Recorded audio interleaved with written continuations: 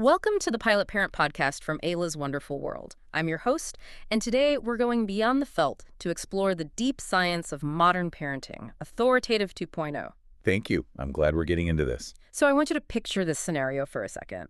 It's 6 o'clock in the evening. You are standing in your kitchen, and your 6-year-old is on the floor, absolutely inconsolable, just screaming because you poured their water into the blue cup instead of the red cup. Right. A very familiar scene for a lot of people. Exactly. And you can feel your own blood pressure spiking, your patience is just evaporating, and you are desperately trying to reason with them. Well, what if I told you that trying to rationalize with your child in that exact moment is not just difficult, but completely biologically impossible? It absolutely is. Yeah. And as a child development researcher, I approach this from a strictly empirical perspective. We're looking at the literal mechanics of human development today. Which is exactly why we're diving into a massive stack of sources for this deep dive. We have developmental psychology research, neurobiology papers, and, the latest clinical data defining the 2026 Authoritative 2.0 framework. Yes, because the goal of parsing all these studies is to understand mechanically and neurologically what actually builds a resilient human being. We are relying on neuroscience to navigate this, rather than just intuition or, say, inherited family habits. Right. And our mission today is to distill this complex science and give you the objective methodology to essentially take control of your family's flight deck. And just to be clear up front, we aren't here to judge your parenting. We're not endorsing a political philosophy. We are simply unpacking what the data actually says. Precisely. And to really understand where this Authoritative 2.0 model comes from, we have to look backward at the source material's historical context. The research paints a picture of parenting paradigms swinging wildly from one extreme to another over the last century. Right. It's been quite a pendulum swing. A massive one. The historical data divides modern parenting into 3 distinct evolutionary eras. Prior to the 1960s, the dominant cultural paradigm was the authoritarian era. The children should be seen and not heard days. Exactly that. If you read the literature from that time, the entire metric of success was producing the good child. And that was achieved almost entirely through rigid obedience, external control, and, frankly, fear. So the parent's word was just absolute law. Yes, the parent was the unquestioned authority. The child's internal emotional landscape was considered largely irrelevant, just as long as outward compliance was maintained. If we use our pilot metaphor, that authoritarian parent is essentially a dictator in the cockpit, just screaming orders at the passengers and the crew, expecting blind obedience regardless of the turbulence outside. That's an accurate way to frame it. But then the data shows a massive cultural shift away from that, which really peaked heavily between the 1990s and the 2010s. The sources refer to that period as the permissive or gentle era. The gentle era, so that was a direct reaction against the strictness of the previous generation. It was a direct psychological reaction. The new metric of success shifted from the good child to the happy child. Now, to be fair, the clinical consensus is that this era correctly prioritized emotional intelligence. That was a vital evolutionary step. But the sources also say it didn't work. Right. The longitudinal studies clearly document why gentle parenting ultimately failed as a complete framework. And the pushback against gentle parenting in these papers is really fascinating. They argue it created a specific dynamic called enmeshment. But, enmeshment sounds like clinical jargon. What does that actually look like in a living room on a Tuesday afternoon? Well, enmeshment is what happens when the psychological boundary between your emotions and your child's emotions just completely dissolves. In practice, it meant parents became absolutely terrified of their child's anger or sadness or discomfort. So if the kid was upset, the parent felt this anxious, desperate need to fix it immediately. Exactly. They had to fix it so the parent can feel okay again. By attempting to avoid negative emotions at all costs, parents fundamentally failed to provide the necessary structural boundaries a child actually requires to feel secure. Okay, so we went from the dictator streaming in the cockpit to a passive observer, essentially letting the passengers fly the plane just because they were afraid to upset them. And both of those scenarios end in a crash. Right. It seems like parents mistakenly believe they had to choose between being a tyrant and being a pushover.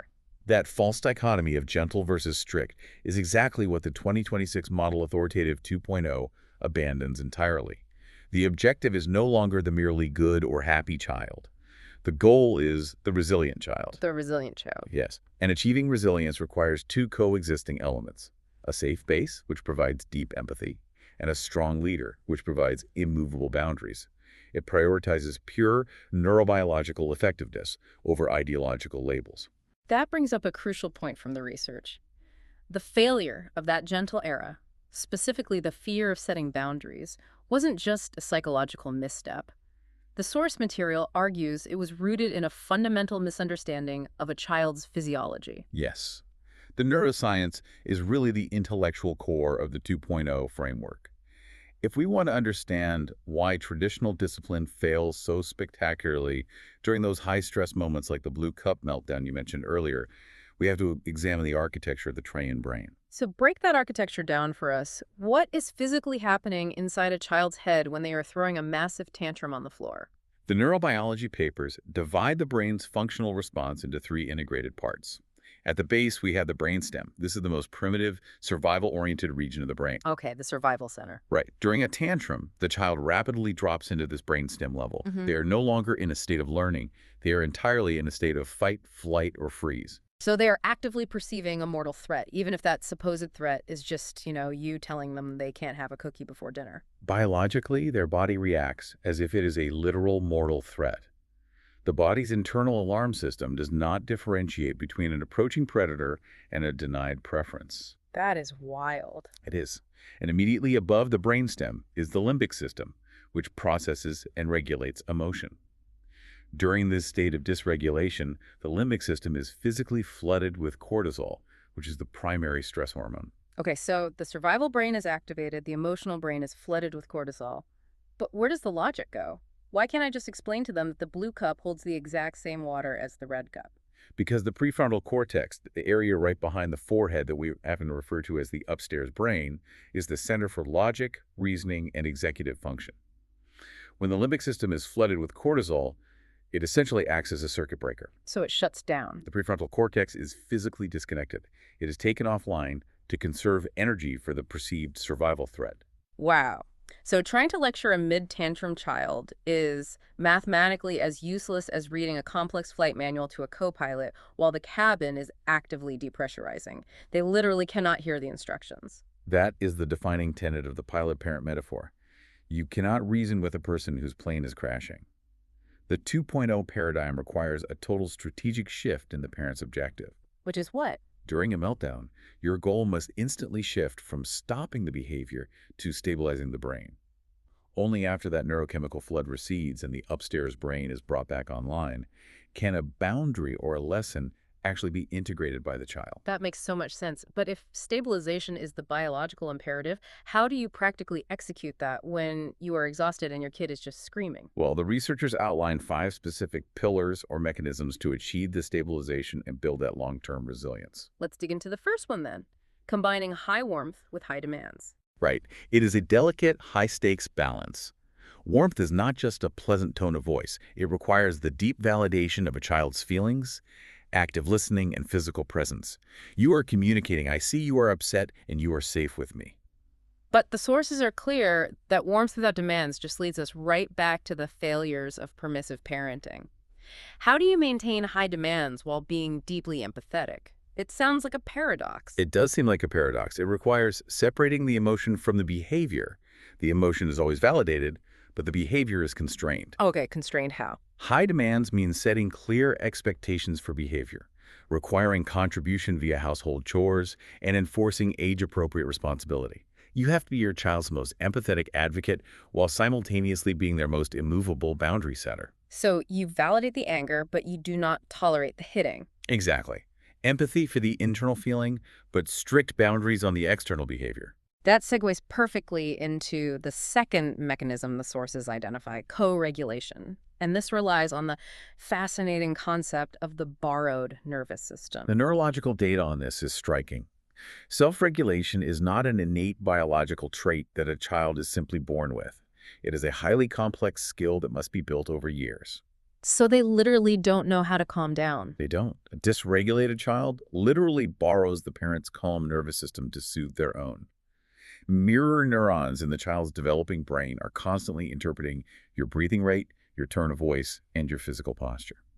Which means if you meet a chaotic, screaming toddler with your own elevated heart rate and raised voice, you aren't disciplining them. You are just pouring gasoline on a fire. You're basically just becoming a louder, taller toddler in that moment. The clinical observations support that analogy entirely.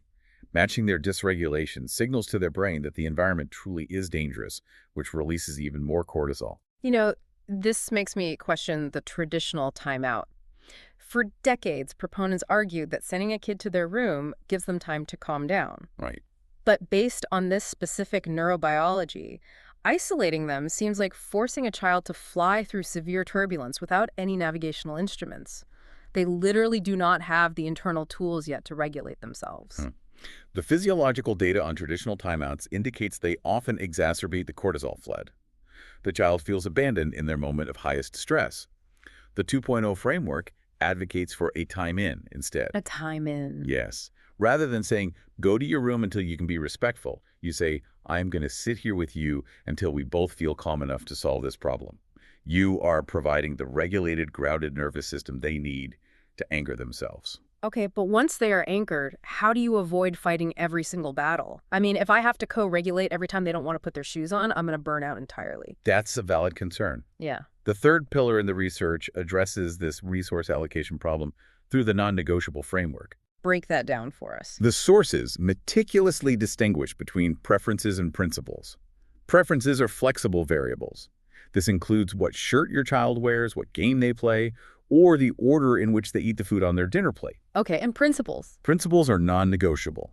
These include physical safety, kindness to others, and fundamental family values. The strategy here seems to be an intentional concession.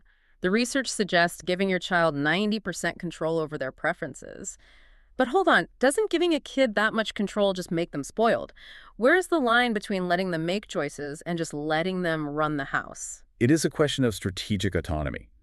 By satisfying their profound psychological need for power and control in low-stakes areas, like letting them wear mismatched socks or choose their own breakfast cereal, you eliminate the daily friction. Ah, so you're trading low-stakes control for high-stakes compliance. Exactly. When you give them legitimate power where it is safe to do so, you gain 100% compliance on the high-stakes, non-negotiable principles. Yeah. You aren't spoiling them. You are saving your authority for when it actually matters. So you are picking your battles based on safety and values, not aesthetics. Correct. And when a principle is violated, the fourth pillar comes into play, choosing natural consequences over punitive retribution. We've established that punitive measures like shaming them or taking away their tablet because they spilled their milk just trigger that survival brain again. Yes, punitive retribution is fundamentally counterproductive to learning. When you arbitrarily punish a child, their cognitive focus instantly shifts from their own behavior to your aggression. So they aren't thinking about how to be better. They are thinking about how unfair you are. Precisely. The learning process halts completely. So what is the alternative then? If we aren't punishing, how are we actually teaching them? The 2.0 approach focuses purely on restitution. The framing shifts from, how do I make you pay for this, to how do we fix this problem together? Give me an example of that. So if a child carelessly spills juice, the consequence is not losing television privileges. The consequence is that they must help clean up the floor. If they break a sibling's toy in a moment of anger, they must use their allowance to replace it or spend time repairing it. Right. The consequence is organically tied to the action, which teaches causality and responsibility rather than fear and evasion. Implementing restitution over punishment requires an immense amount of patience, though. But the source material is very clear that parents are not robots. We are going to mess up. We are going to yell. Absolutely. And the fifth and final pillar addresses this reality head-on. It's parental self-mastery and the repair. The repair? Yes, the framework acknowledges parental humanity. Fatigue is a real variable. Stress happens. You will invariably make mistakes and lose your temper. However, the literature identifies the repair as arguably the most powerful tool in the entire authoritative framework. So what does a repair actually look like? It's returning to your child after a conflict, sitting down and saying, I'm sorry I yelled earlier, I was frustrated, but that is not how I want to talk to you. Let's try again. It completely de-weaponizes the mistake. Instead of pretending it didn't happen to protect your ego, you are using the mistake as a teaching tool. It achieves something profound for their development. The repair models the exact emotional vulnerability, accountability, and maturity that your child needs to develop for the rest of their adult life. Right, showing them that relationships can be fixed. Yes, it proves to them that a relationship can withstand rupture and be repaired. That understanding is the foundational definition of a secure attachment. Okay, so while these 5 pillars, warmth and demands, co-regulation, the non-negotiable framework, restitution, and the repair, form a highly robust operating system, the sources emphasize that they must immediately be tested against the unique environmental hazards of our modern era. Definitely. Because parenting today isn't happening in a vacuum, it's happening in 2026. Yes, we have to navigate what the researchers call the digital cockpit. Parenting in an AI-driven, highly connected world presents unprecedented variables that previous generations never faced. The 2.0 framework requires parents to act as a digital mentor rather than a digital policeman. Because the data shows that authoritarian tech bans just screaming, "No screens!" and taking the devices away don't actually work in practice, right? Kids just find a way around it. The sociological studies confirm that strict prohibition without education breeds circumvention. If you just ban it, they will hide it. The authoritative 2.0 parent must explain the why behind the restriction. So treating them like they can understand the science. Exactly. The sources suggest explaining directly to your child how algorithms are specifically engineered by neuroscientists to hijack the brain's dopamine pathways and foster addiction. You are pulling back the curtain on the technology. By revealing the mechanics of how these apps are designed to keep them scrolling, you foster critical thinking and skepticism in the child. They start to see the app as a tool that is trying to manipulate them, rather than viewing you as the enemy who is just trying to ruin their fun. You are shifting the dynamic entirely. It is no longer parent versus child. It is parent and child navigating the digital environment together. But this also requires establishing firm, tech-free zones to protect their development. And the clinical consensus strongly recommends firm boundaries specifically around the dinner table and the bedroom, correct? Yes, those two zones are critical. The bedroom boundary is particularly vital because of what the sources refer to as sleep architecture, right? What exactly is sleep architecture and why is the digital cockpit destroying it?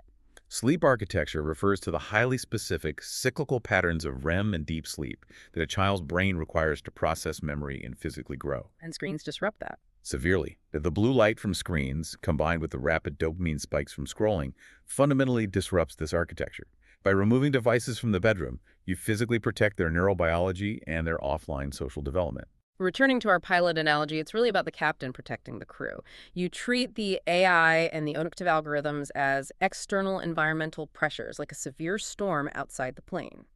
The parent and child operate as a unified team against that external turbulence. Synthesizing all of these sources, the overarching theme is very clear. The entire 2.0 framework rejects the pursuit of short-term obedience in favor of long-term character building. So it's not just about getting them to listen in the grocery store. Not at all. The ultimate objective is not a child who complies out of fear when you are watching them. Success in the authoritative 2.0 model is measured strictly by how your child behaves when you are not in the room. Because through all of this, the co-regulation, the restitution, the boundary setting, they've built their own internal instruments. By consistently internalizing your firm, calm leadership, the child develops their own internal pilot.